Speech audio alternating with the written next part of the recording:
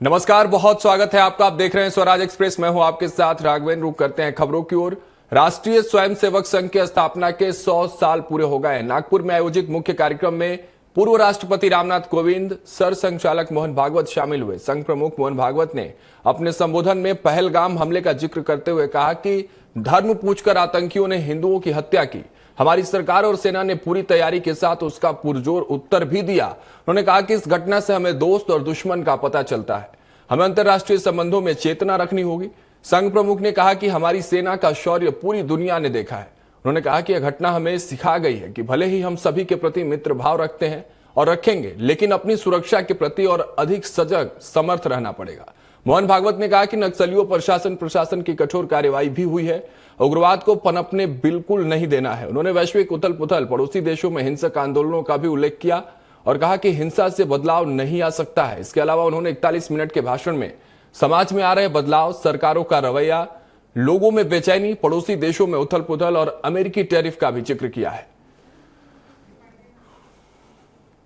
तो देखिए, हम आपको बता रहे हैं कि पहलगाम हमले को लेकर क्या कुछ आज मोहन भागवत ने अपने 41 मिनट के संबोधन में कहा है। पहलगाम अटैक को लेकर देश भर में क्रोध की लहर पैदा हो गई थी। मोहन भागवत ये कहते नजर आए, पहलगाम हमले का पूरी तैयारी से भारत ने जवाब दिया और खासकर अगर बात करें तो हमारी सेना का शौर्य पूरी दुनिया ने देखा। यानी वैश्विक पटल पर भारत की क्षमता जो है, वैश्विक पटल पर भारत की क्षमता दुनिया ने देखी और पहलगाम पर दोस्तों और दुश्मनों का पता चला है कि कौन आपका दोस्त है और कौन आपका दुश्मन।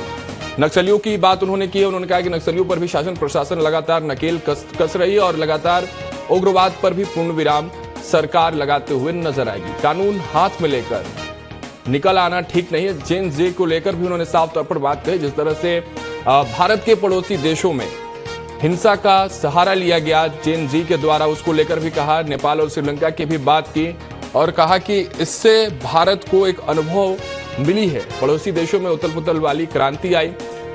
यानी कि जेन जी के हिंसक रवैयों को लेकर वो साफ तौर पर संदेश देना चाहते थे कि भारत इन तस्वीरों के बाद सजग और भी नजर आएगा और आंदोलनों से चीजें नहीं बदलती हैं, बल्कि उनके सामाजिक समस्याओं को लेकर अलग तरीके से सोचने की आवश्यकता है। समस्याओं के समाधान के लिए युवाओं में जो है वो अलग भावना देखने को मिलती है। युवाओं में देश भावना की भक्ति जो है, राष्ट्र भक्ति की बात उन्होंने कही है, वो देखने को मिलनी चाहिए। देश को स्वदेशी से मजबूत करना होगा और इंटरनेशनल रिलेशन को भी लेकर उन्होंने बात साफ तौर पर कही है कि अंतर्राष्ट्रीय संबंध जरूरी है लेकिन मजबूरी नहीं। ये बात उन्होंने अमेरिका के टैरिफ को लेकर कही कि अंतर्राष्ट्रीय बाजारों में अंतर्राष्ट्रीय स्तर पर संबंध जरूरी है लेकिन मजबूरी नहीं। और पूरी दुनिया को जो है वो हिंदू रास्ता दिखा रहा है। भारत फिर से विश्व गुरु की ओर बढ़ता हुआ नजर आ रहा है। हमला हुआ सीमा पार के आतंकियों के द्वारा, 26 भारतीय नागरिकों की उनका धर्म पूछकर हत्या की। लेकिन उसके चलते सारे देश में प्रचंड दुख और क्रोध की लहर पैदा हुई। पूरी तैयारी करके सरकार ने, हमारी सेना ने उसका बहुत पुरजोर उत्तर दिया। सारे प्रकरण में हमारी नेतृत्व की दृढ़ता, हमारी सेना का शौर्य, कौशल्य और समाज की एकता और दृढ़ता का एक उत्तम चित्र प्रस्थापित हुआ।